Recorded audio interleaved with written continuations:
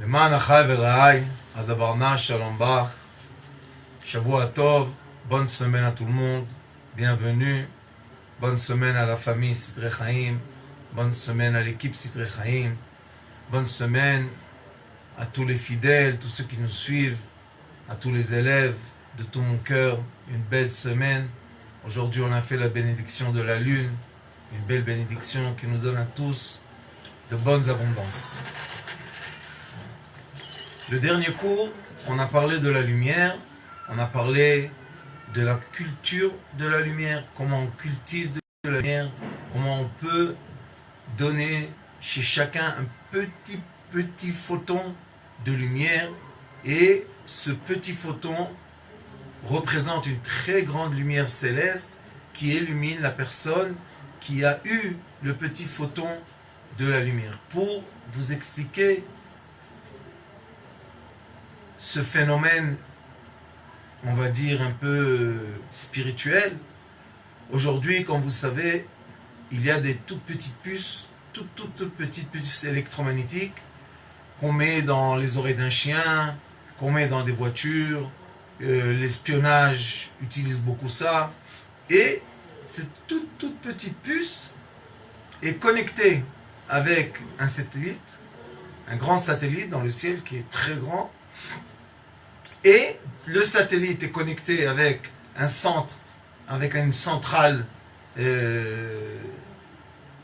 d'ordinateur que là-bas on fait le contrôle de cette petite puce, et les gens, les animaux, ceux qui ont la petite puce dans leur corps, maintenant sont dirigés et commandés par une grande centrale informatique dans un pays ou NASA ou quelque part d'autre. Donc on voit que oui, c'est possible d'avoir chez nous toute petite lumière et être connecté à des très grands centres de lumière. Comme on voit que c'est possible physiquement, c'est aussi possible, pas seulement que c'est possible, c'est la réalité spirituelle. L'être humain, quand il est venu dans ce monde, il est rentré dans un espace-temps sombre. C'est un espace-temps qu'on dit qu'il est noir. C'est un espace-temps qu'on appelle Rocher, obscurité. Et dans cet espace-temps d'obscurité, nous avons des lumières, orotes. Nous avons les lumières qu'on voit la nuit des étoiles, malgré que la majorité du ciel nous a l'air d'être noir, obscur, on voit quand même des petites lumières. Nous avons la journée, la grande lumière, le soleil qui nous illumine. Nous avons la nuit, l'étoile qui nous illumine. On a la lune qui nous illumine. Alors, Baruch Hashem, c'est vrai que nous, les êtres humains, on est dans l'atmosphère et on est sur la terre et on est dans un pays et dans un village et dans une maison. Mais, jamais oublier qu'on est connecté à des très grandes et puissantes lumières. C'est très important de le savoir. Et comme on sait que d'après la Chassidoute, d'après le Zohar HaKadosh, d'après les débats qu'il y a eu dans le Talmud, il y a toujours dans ce monde réel dans lequel on est né, nous avons toujours deux aspects qui nous attirent. On a d'un côté l'envie de la matière, les besoins matériels ou les envies matérielles ou les désirs matériels, c'est tout à fait naturel de les avoir. Et on a d'un autre côté la connexion et l'espoir et la croyance d'une très grande lumière de l'infini. On a comme en nous une force qui nous attire vers le haut. Et surtout quand les gens font tchouva, ils deviennent des grandes lumières. Et le problème, c'est le problème que malheureusement, on nous enseigne de façon qui est fausse. Qu'un être humain peut être un ange. Mais l'ange ne peut pas être un être humain. Et c'est pour ça que l'être humain ne peut pas être un ange. Tant qu'on est dans le corps physique matériel, nous avons l'obligation de nous préoccuper matériellement. Faire une petite parenthèse, on a eu la chance et la joie que l'équipe Sitrei Chaim et des donateurs qui veulent rester anonymes ont créé une boîte, une caisse, qui vont donner aux familles Sitrei Chaim. Vous pouvez vous adresser à Gila Ben Guigui. Et ils donnent dans la caisse beaucoup de jeux, beaucoup de petits livrets que les enfants se préoccupent avec les parents. Et il y aura là-bas il y a des grains dedans qu'on peut faire les germes que je vous ai dit. Mettez les grains dans une assiette. Il y a aussi l'assiette et il y a aussi le coton. Tout ce que vous avez besoin pour commencer à créer des germes, faire germer des grains de pois chiches, je crois, et un autre légume. Mais pourquoi je vous dis ça? Parce qu'on a vu que la dernière fois, quand on a étudié, le Noam Elimelech nous dit que oui, c'est possible que l'être humain cesse d'étudier la Torah, parce que c'est impossible 24 heures sur 24 d'étudier, et maintenant il commence à s'ennuyer un peu. Et quand il s'ennuie, il doit se préoccuper. Donc, il va parler de bonnes paroles avec les gens, il va faire des échanges intellectuels, des échanges spirituels, des échanges même peut-être manuels, très très bien. Et cette petite boîte permet aux parents, aux enfants de jouer ensemble, des jeux qu'on a peut-être oublié qui existent, mais encore qui existent, on peut jouer les cartes, on peut faire beaucoup de choses pour faire passer le temps et ne pas permettre au mauvais penchant de nous voler le temps et nous mettre dans un état d'esprit d'être ennuyé, de ne pas savoir quoi faire. Et quand on est ennuyé, ça s'appelle batala. Quand on ne fait rien du tout, c'est quelqu'un qui s'appelle batala. Et la batala, mavia les déchètes. Quand on est sans préoccupation, on fait des grandes erreurs. Et je souhaite à tout le monde, vraiment, du fin fond de mon cœur, que tous les fidèles Sitrei Chaim qu'on suivi et qui vont suivre les cours jusqu'à quand que cette épidémie cesse du monde, malgré qu'ils soient en train de rouvrir un peu les pays pour que les gens puissent un peu s'aérer, qu'on sorte de cette période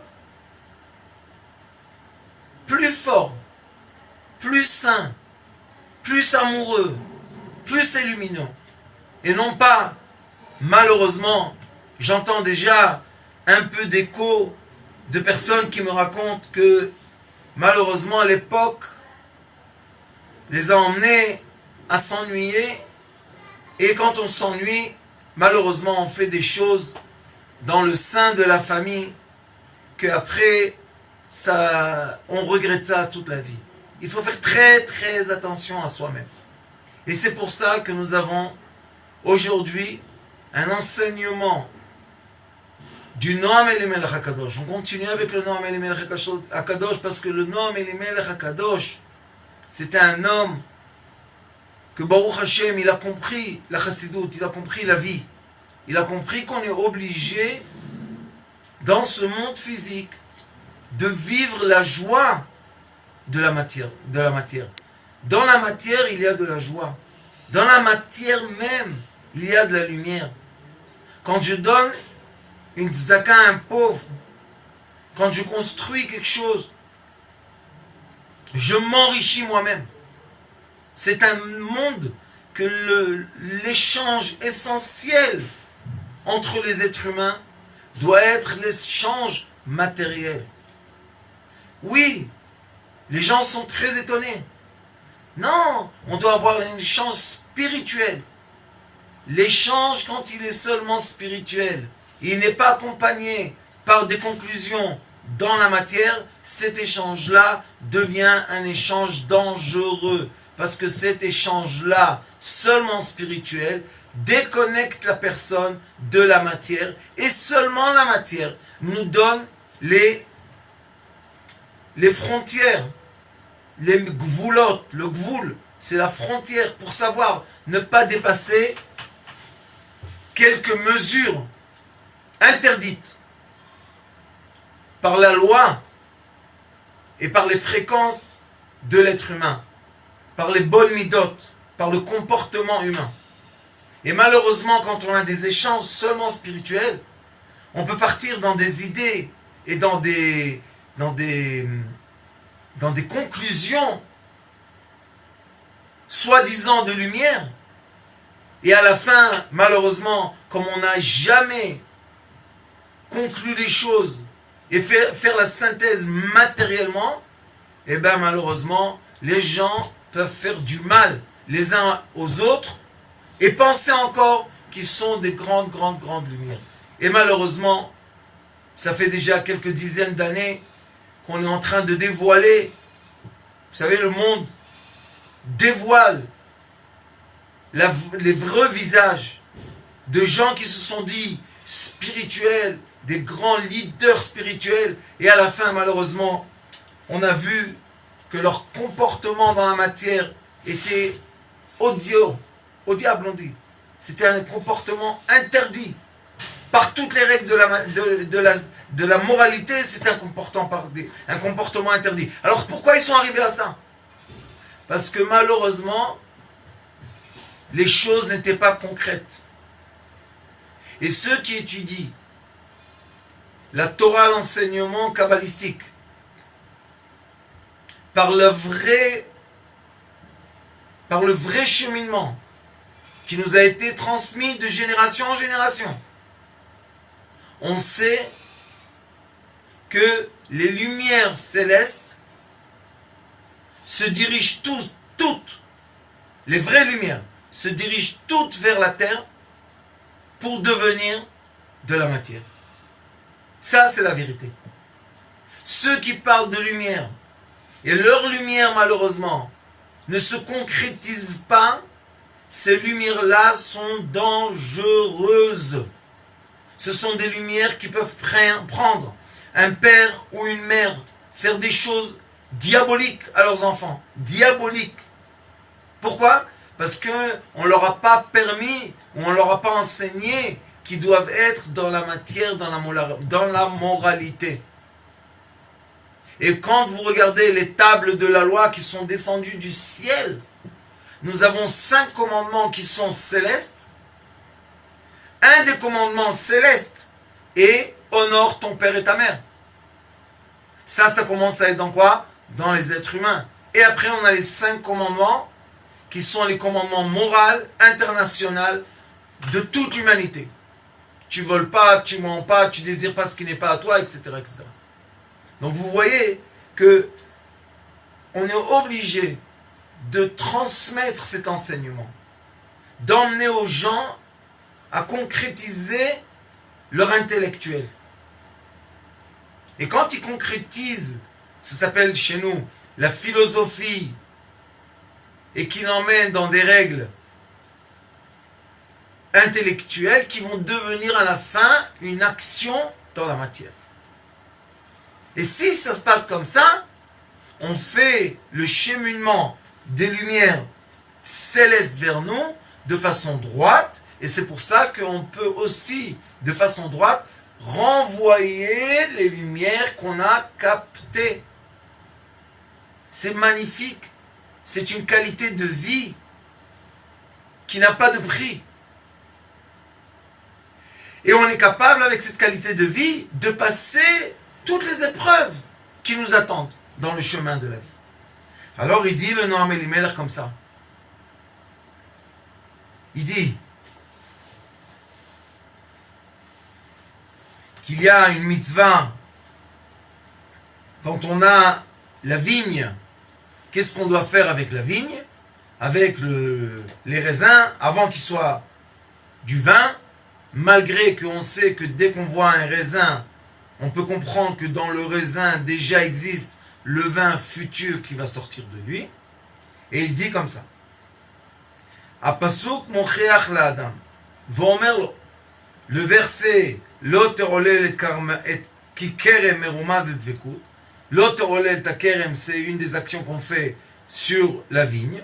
Et il lui dit L'erchetie bemadrigat kerem. Quand tu seras toi-même dans le niveau qui s'appelle la vigne, tu deviendras une vigne.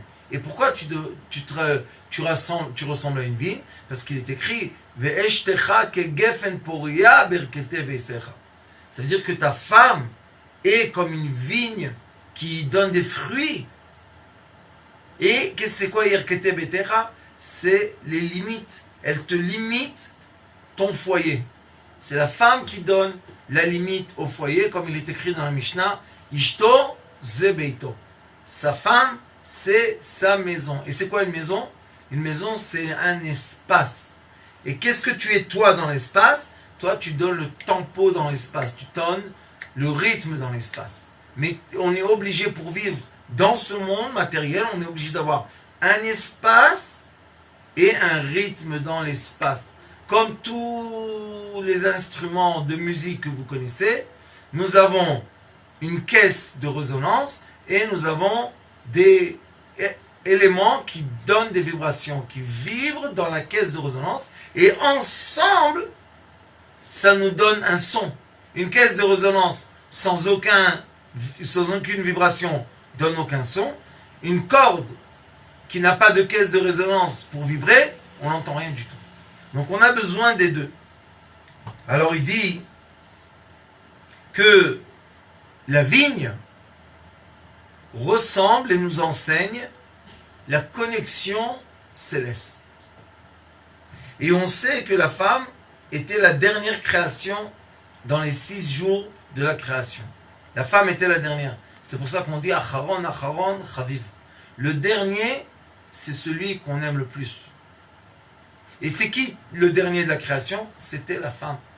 Et c'est pour ça qu'Akadosh Baruch Hu l'appelle Barta de Kucha Berichu. C'est la fille de Dieu. C'est ma fille. Je te la donne, mais sache qu'elle reste ma fille. Donc si la femme c'est la fille de Dieu, donc la femme est la connexion céleste. Et c'est pour ça qu'il est écrit Isha yeshla bina yetera. La femme elle a une connexion spirituel, un esprit spirituel élevé sur l'homme. L'homme peut avoir beaucoup de chokhmah, beaucoup d'intelligence, tout ce que vous voulez. Mais un vrai homme intelligent va vous dire toujours ma femme, il faut écouter ma femme. Pourquoi? Parce qu'elle a la bina etera, elle a une intelligence supplémentaire à nous. Alors il dit Lo terolel pirouche, lo ta'azov et madrigatra liot kerolel veyonek Asher Ba'ar Meish. Terolel, c'est ne déserte pas, ne quitte pas la vigne. Parce que si tu vas quitter la vigne, comme il dit ici, Lota Azov et Madrigatra, si tu vas quitter ton niveau spirituel qui est ton âme, Liot Kerolel Keyone, comme un bébé qui demande le lait de sa maman, Asher Ba'ar, Meish velobinat adam lo. Celui qui fait ça, c'est quelqu'un qui est un ignorant. Pourquoi? Parce que être connecté à la lumière verticale, que chacun de nous, comme je vous ai dit beaucoup de fois, et je me répète parce qu'il faut comprendre ça dans le fin fond, de façon la plus sincère que vous pouvez, de savoir que vous fermez les yeux et vous êtes connecté à l'infini. Il n'y a aucun jeu dans cette histoire. C'est la vérité. Chaque être humain, le Zohar Kadosh dit, quand une personne a fait la pire des choses, et qu'elle est dans le même tête, Charetouma, elle est dans les 49 degrés impurs. Si elle dit, Abba, si elle appelle papa, papa, Miyad chonem alach Hashem ziv le'rav vechaltzem. Tout de suite, un ange d'Akadosh Baruch Hu se met autour de lui pour le faire sortir de l'endroit odieux, impur, dans lequel il est tombé le pauvre. Et pourquoi on dit qu'on peut le sauver? Et pourquoi ça s'appelle Chevle Mashiach? Parce que nous avons une corde qui est connectée là. Et cette corde-là nous tient tout le temps, comme une marionnette dans la main d'un acteur. On est tout le temps connecté à Dieu.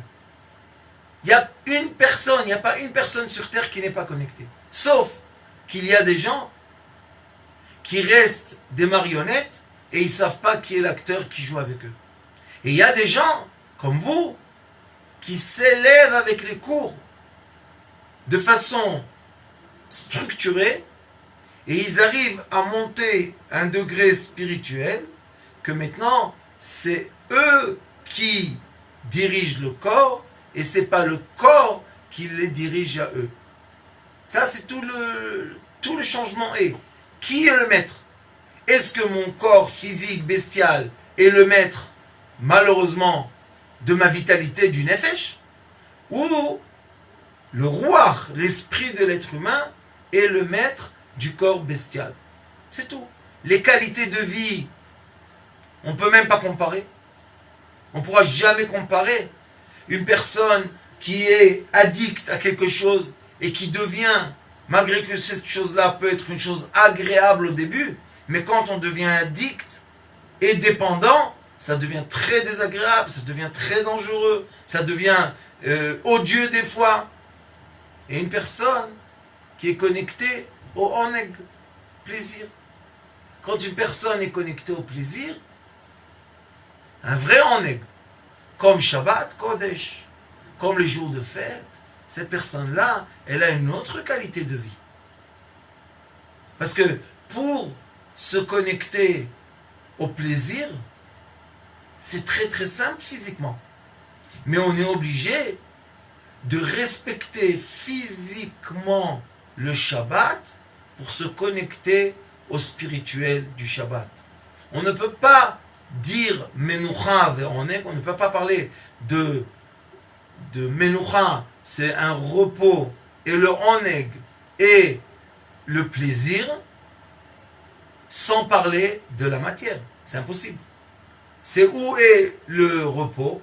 Le repos est dans le rythme de la matière. Ça veut dire qu'il faut mettre un peu de calme et de silence. Où est le plaisir? Le plaisir est du corps. Et c'est peut-être aujourd'hui le moment de vous expliquer qu'il y a une information qui est un peu déformée, malheureusement, chez les gens qui ne savent pas comment s'approcher de la Torah, et on leur dit, Shabbat, tu dois manger 2 fois plus. Pourquoi? Parce que Shabbat, c'est oneg, tu as une neshama et terrain qui profite plus du manger.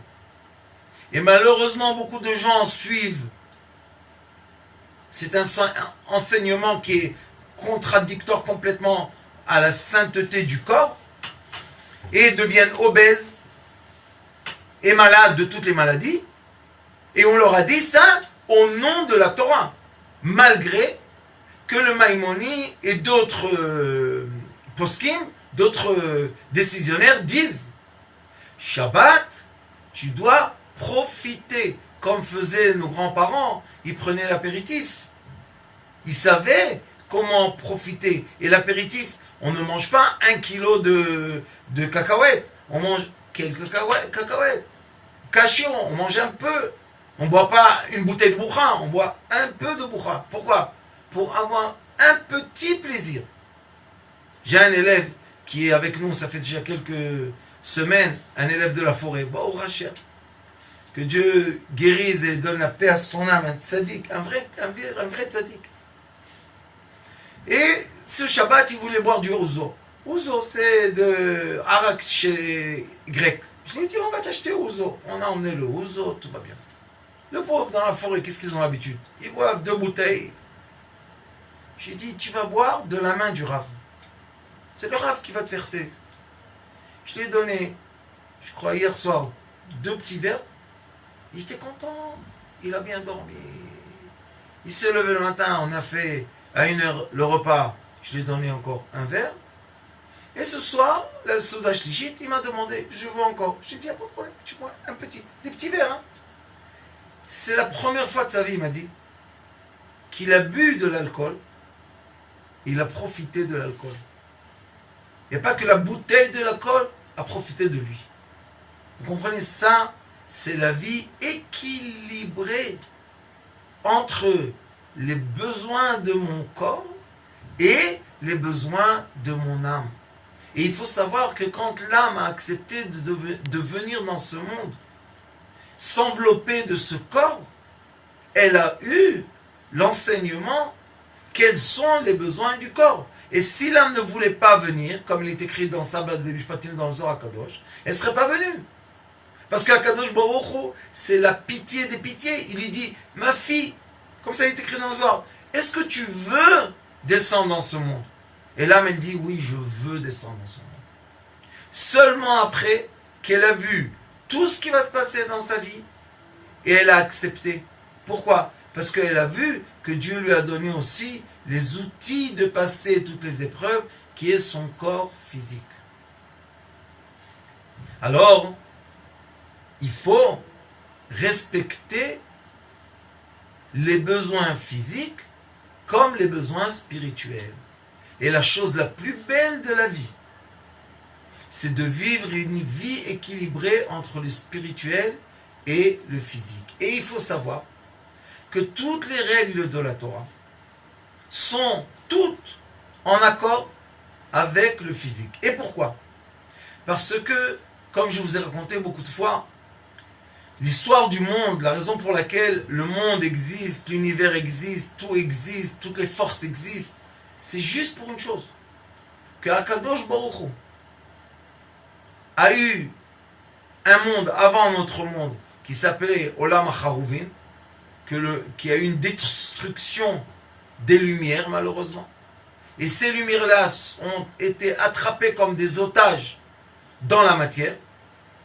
Et maintenant, les êtres humains tous sont tous des bons shlichim. On est tous des messagers, des bonnes personnes. Tous. Hein. On est des bonnes personnes pour faire quoi? Pour dévoiler et sortir de la matière les lumières qui ont été kidnappées. C'est tout. On fait tous un travail magnifique qui s'appelle délivrer les otages. Et pour le faire, on est obligé d'être un peu des espions. Parce que si on serait venu seulement en âme, sans corps, on n'aurait pu faire aucune bonne action dans ce monde. Mais dès qu'on a été enveloppé par le corps devient le guide, il devient l'élément, l'instrument le plus puissant pour s'attacher à la matière, pour dévoiler, pour libérer de la matière les lumières.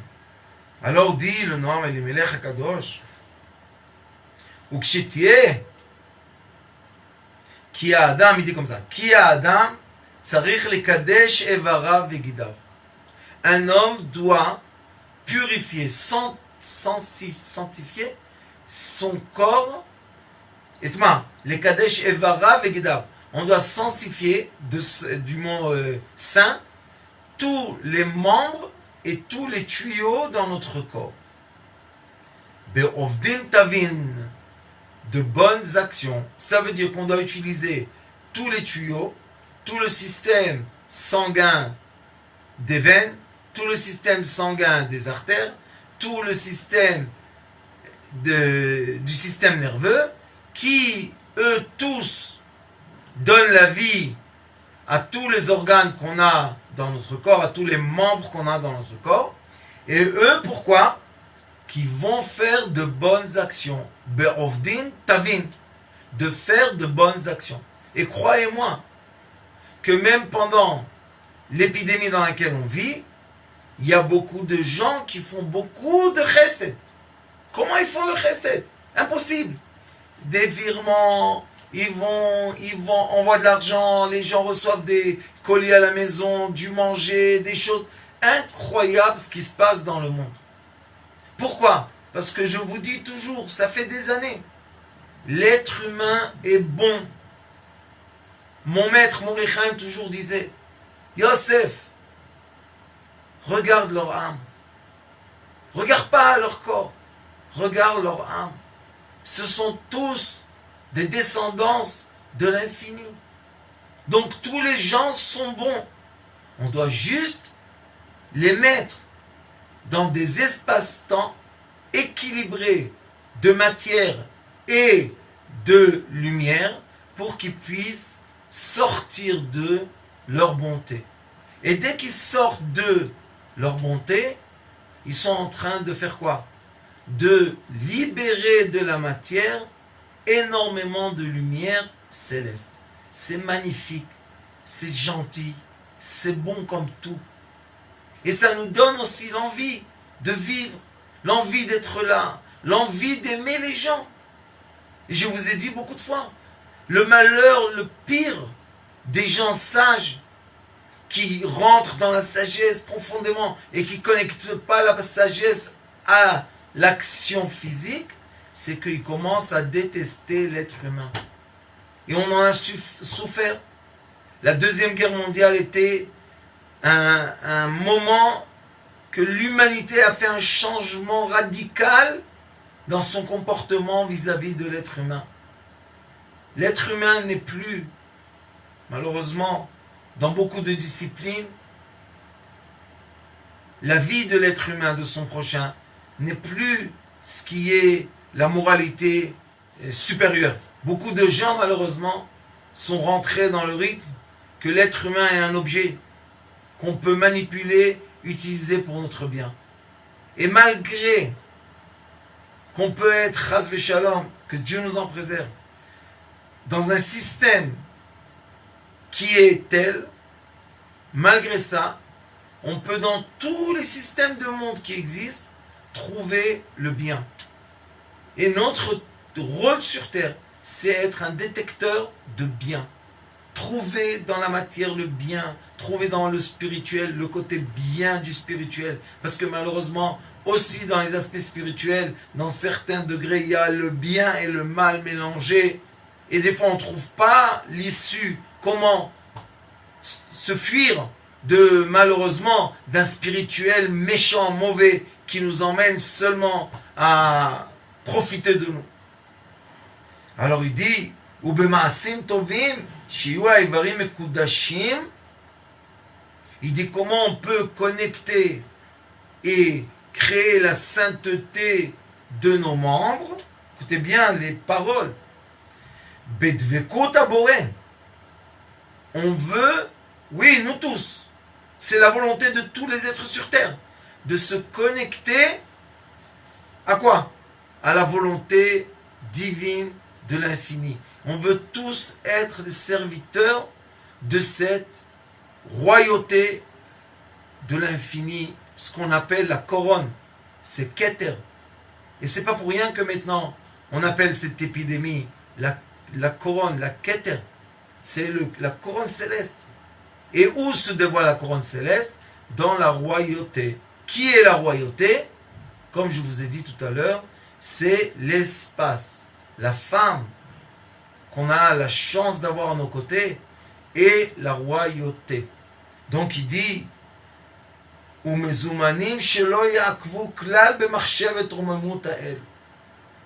ça veut dire qu'on doit être capable de profiter de nos membres, de profiter de nos actions, que ces actions-là qu'on va faire dans le physique ne vont pas nous empêcher la connexion spirituelle.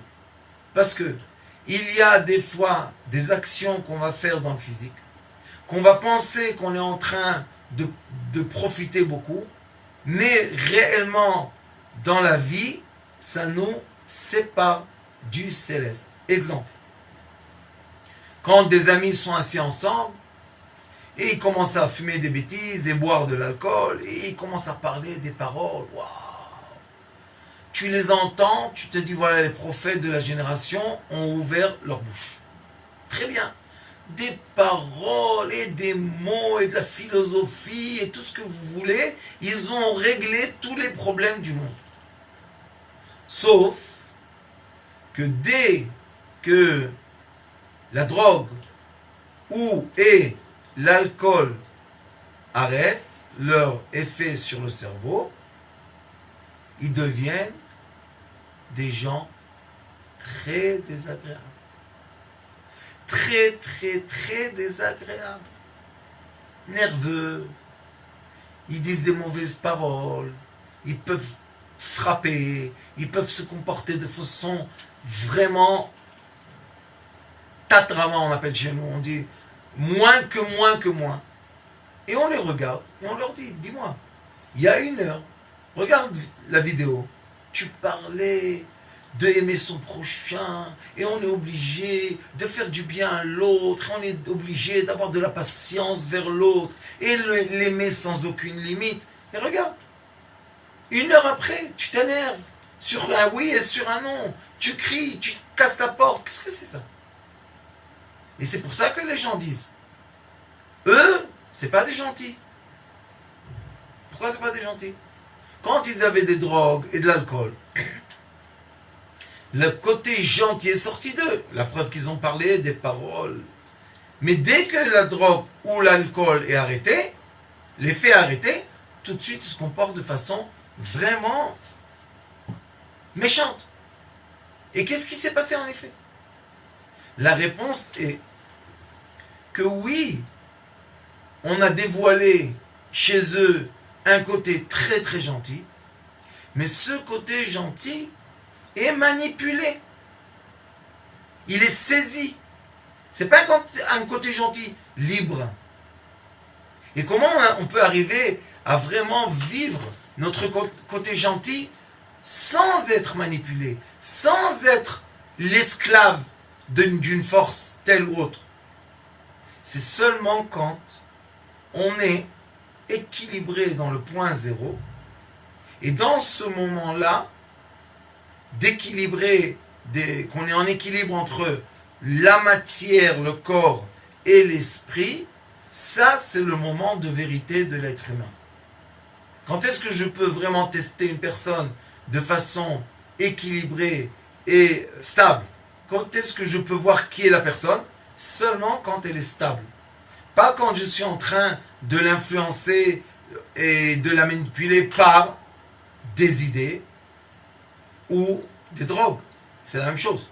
Si j'ai réussi à prendre la tête de quelqu'un par une idée et cette personne-là n'a plus la liberté de sa pensée, elle n'est plus un être libre de penser, elle est devenue un être manipulé par une pensée de quelqu'un d'autre, elle n'est pas stable. Et comme elle n'est pas stable, maintenant toutes ces actions sont des actions qui sont dépendantes. Ça veut dire qu'ils ont des actions qui sont dépendantes de quelque chose, d'une information. Et tant que l'objet ou la personne ou le produit qui sont dépendants est là, leurs actions sont bonnes. Mais dès que je leur ai pris cet objet ou ce produit ou la personne, maintenant ils sont plus les mêmes. Et là, je dis que j'ai une personne qui est quoi? Qui est dépendante, emprisonnée par une certaine force, secte, pensée. Et il y a des gens, malheureusement, qui pensent qu'ils ont pris la Torah, qu'ils ont pris les règles divines, et ils les ont transformées en règles, en outils de dépendance. Comme par exemple, on dit à une personne, tu veux avoir de la parnassa? Oui, fais Shabbat. Fais 2 Shabbats, tu verras de la parnassa. Et le 3e, c'est quoi? Il a fait 2 Shabbats, qu'est-ce que tu veux chez lui? Il y a des gens qui me disent, moi j'ai fait Shomer Shabbat 2 fois. Je leur dis, pourquoi pas 3? Non, on m'a dit 2 fois, j'ai fait 2 fois. J'ai mis les tefilines 1 an. Pourquoi tu ne mets pas des tefilines toute ta vie? Parce que malheureusement, ces gens gentils, vous voyez qu'ils sont gentils, ils ont fait des choses. Ils ont été mal instruits. Est-ce possible qu'on dise dire à une personne, Shabbat qui est un moment de joie du corps et de l'âme, on lui dit, écoute, tu feras cet effort-là, parce qu'on dit que c'est un effort surhumain 2 fois. et Dieu te donnera de la parnassa. Et la troisième, qu'est-ce qu'on fait après? Non, la troisième, c'est fini, tu n'as pas besoin de faire Shabbat. Vous comprenez? Ils ont transformé les règles vitales en outils de chirurgie. Ce n'est pas des outils stériles. On ouvre le paquet stérile, on fait la chirurgie et on remet dans les endroits pour stériliser les outils. C'est pas comme ça. La vie de Torah, c'est un mode de vie. C'est pas un outil. Toujours quand j'étais jeune, ça me choquait cette histoire-là de j'ai mis les tefilines une fois. Et pourquoi pas deux? Non, on m'a dit ça suffit une fois. Fais-le une fois. Je dis oui, mais on t'a expliqué c'est quoi tefilin? Les tefilin, c'est une partie de la vie d'une personne. Le Shabbat, c'est une partie de la vie d'une personne. C'est pas maintenant quelque chose que tu dois faire un effort. C'est pas quelque chose qu'on t'oblige. C'est pas quelque chose qu'on veut ton mal, que Dieu nous en préserve. Et si tu n'as pas encore arrivé à comprendre, c'est quoi le goût de ce calme et de ce profit que tu vas avoir, c'est ce que tu veux. Continue. Continue à chercher, continue à étudier, continue à comprendre. Et un jour, tu verras que c'est une chose très naturelle, que le corps et l'âme veulent. C'est le corps et l'âme qui ont besoin de ce repos magnifique. Vous savez combien de gens qui sont déjà 2 mois fermés sont heureux comme tout? Ils ont honte de dire qu'ils aimeraient que ça continue comme ça des années. Je dis pourquoi? Parce que le repos, c'est une partie du rituel d'un corps physique. C'est pas possible qu'on nous donne un repos samedi, dimanche par exemple en France, et on fait du sport samedi, dimanche. Donc, lundi matin, tu viens au travail, tu n'as fait aucun repos. Quand on parle de repos, on parle de vraiment d'arrêt. On fait un arrêt de toutes les 39 actions qui ont été appliquées pour la création du monde et pour la création du temple et la création du tabernacle. Très simple. Très, très, très, très, très, très simple. L'âme est tête malachot. Et ces actions-là, pendant la semaine, oui, on doit les faire. Et c'est ce que dit le Noam Elimelech cette semaine. Qu'est-ce qu'il nous dit? Il dit, Nitztavenu b'mitzvat ha'avoda bayadayim. On a eu le commandement de faire 39, l'âme et tête, 39 actions physiques avec les mains. Travailler. Ou bechol hagouf, avec tout le corps. Les mains nitkadesh goufenu, pour que notre corps devienne saint. Donc vous comprenez que d'être un être saint, c'est pas être quelqu'un enfermé dans une chambre et qui fait rien du tout. Un être saint, c'est quelqu'un qui est capable de faire la liaison, comme je vous ai dit beaucoup de fois, saint en hébreu c'est kadosh, et le mot kadosh, on le retrouve où quand l'homme marie une femme, qu'est-ce qu'il lui dit? Areat mekudeshet li. Toi, tu es connecté à moi et non plus connecté à personne au monde. Donc quand nous on dit sois kadosh, ça veut dire sois connecté au divin. C'est qui le divin? C'est ton âme. Connecte-toi à ton âme et ton âme va continuer les connexions jusqu'à l'infini. Mais toi, si toi, l'être physique inférieur maintenant à la matière, tu deviens supérieur à la matière. Et comment tu sais que tu es supérieur à la matière? Quand tu peux arrêter, quand toi tu veux, de faire des actions. Quand tu ne peux pas arrêter, ça veut dire que tu es maintenant addict. Ça veut dire que tu es maintenant inférieur à une certaine force qui t'oblige de faire de certaines choses. Le Noam Elimelech HaKadosh précise. Bemitzvat avoda bayadayim. Faire des actions dans les mains, avec les mains. Ou bechol hagouf, avec tout ton corps. Les mains nitkadesh goufenu, pour être capable, en premier temps, de connecter le corps au divin.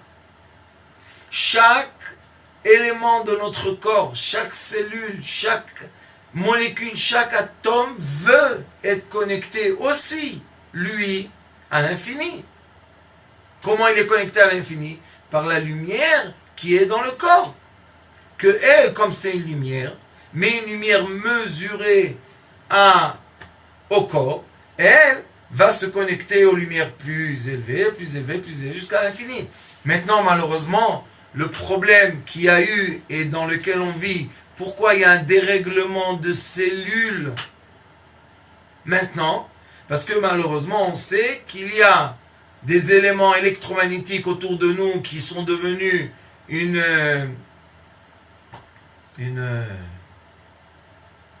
règle internationale de G5, et on voit que ce G5-là n'est pas adapté au corps humain, malgré que les armées disent qu'ils utilisent G5, ça fait déjà 20 ans. Donc oui, les gens qui habitaient à côté des bases dans lesquelles ils utilisaient cette technologie, les gens avaient beaucoup de maladies. Et le corps humain aussi est très sensible aux ondes électromagnétiques. Donc, connecte le corps humain aux ondes électromagnétiques vraies qui s'appellent les lumières célestes. Et quand tu vas le connecter aux lumières célestes, tu vas être protégé des lumières et des ondes qui sont dans la matière, malheureusement, créée par l'être humain. Shi'e mukhan gufenu lavod haboré amiti. Ça veut dire qu'on doit faire la préparation du corps pour que lui aussi soit heureux d'être le serviteur du divin. Ve'ikaru, les davkabo. Et l'essentiel de tout, c'est être capable, physiquement et spirituellement, d'être connecté. Quand on fait une méditation profonde, on voit que notre physique demande ce repos. Notre physique est à la demande et aussi à la recherche du repos total. Nous avons des moments de lumière, que la lumière se manifeste dans le corps entier. Ce sont des moments magiques. Ce sont des moments dans lesquels on peut faire les changements les plus grands dans notre vie. Prendre les plus belles décisions. Pourquoi?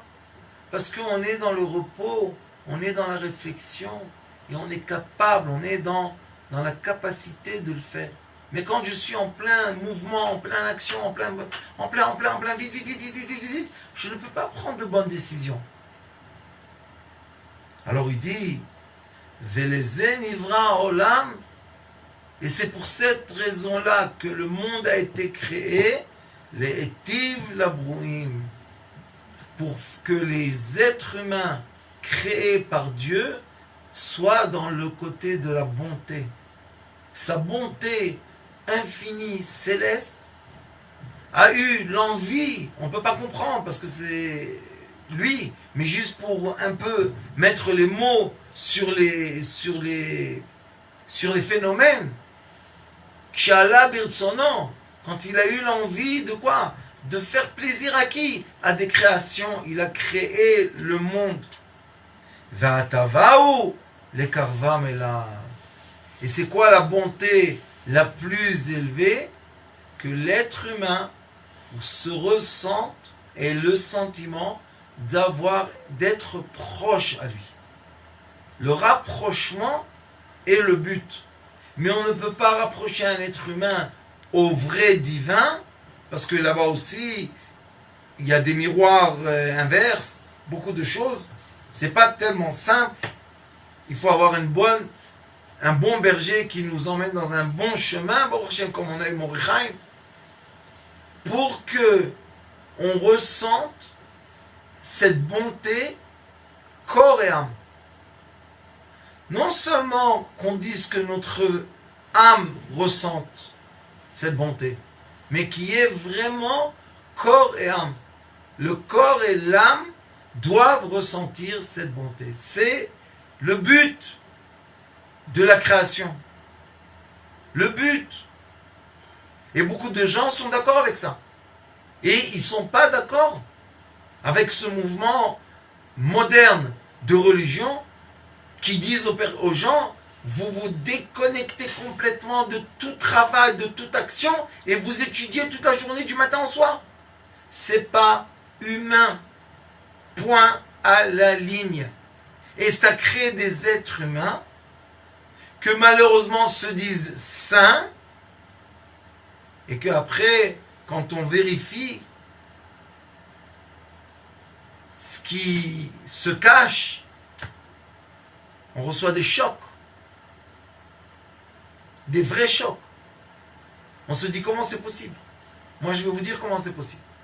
Quand un être humain ne se fatigue pas physiquement, à un certain moment, il ressent qu'il est au-delà de ses frères. Et quand il se ressent supérieur à ses frères, parce que lui c'est un... Alors il se permet de profiter d'eux juste pour remplir ses besoins et ses désirs et penser qu'il est saint.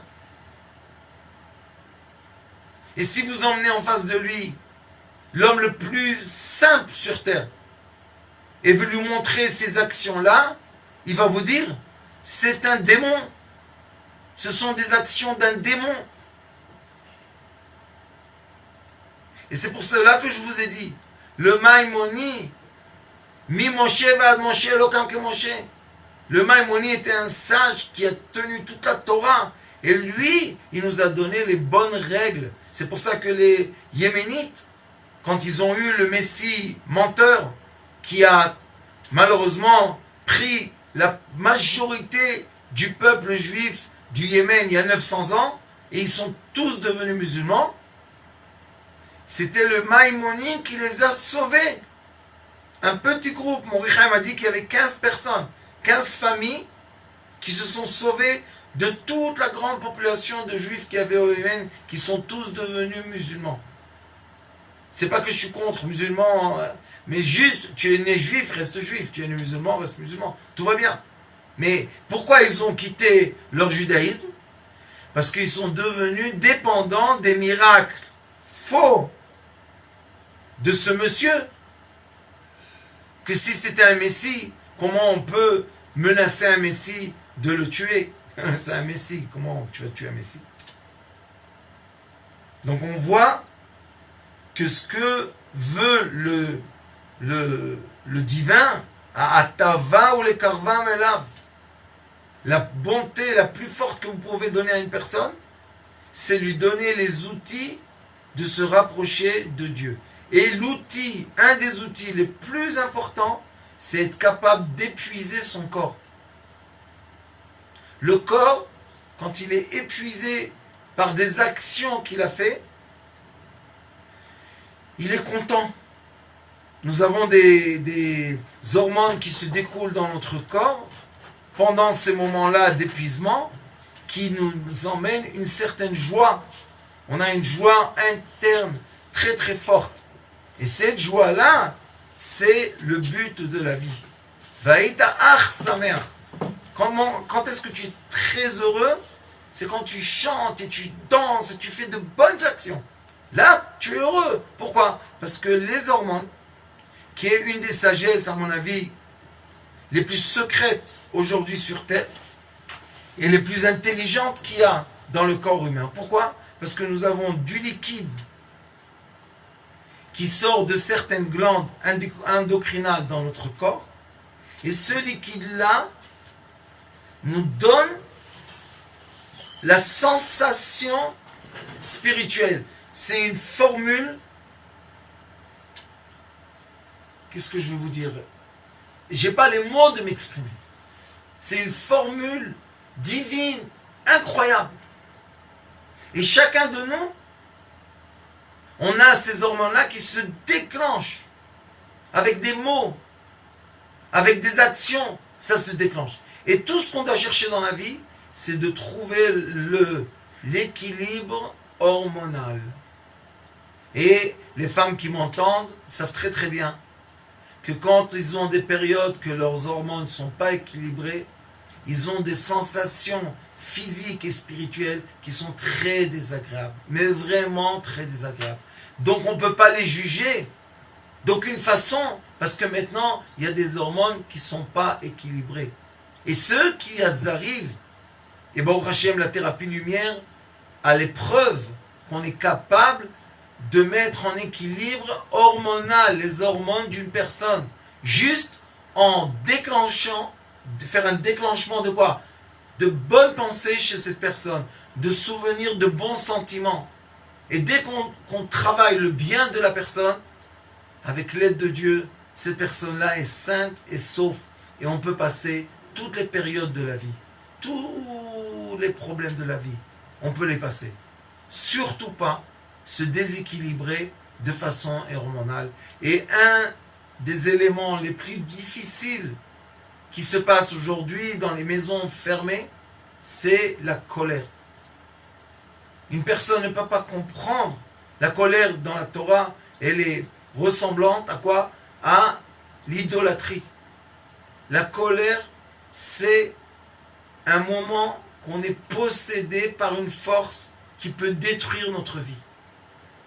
Et non seulement qu'on est possédé par cette force, mais dès que la colère finit, il y a des hormones dans notre corps qui épuisent le corps et qui peuvent vraiment nous emmener à s'évanouir complètement, à détruire complètement notre physique. Donc il faut prendre cette quantité de calories qui nous vient d'une lumière céleste d'un coup, comme un coup de feu, et l'attraper dans notre corps, et maintenant l'utiliser avec des actions positives. Si quelqu'un est en colère, s'allonger par terre. Mettez-vous sur le sol, vous allez voir, toutes ces énergies-là se déchargent tout de suite dans la terre, dans le sol. Et on se lève du sol, on n'est plus en colère.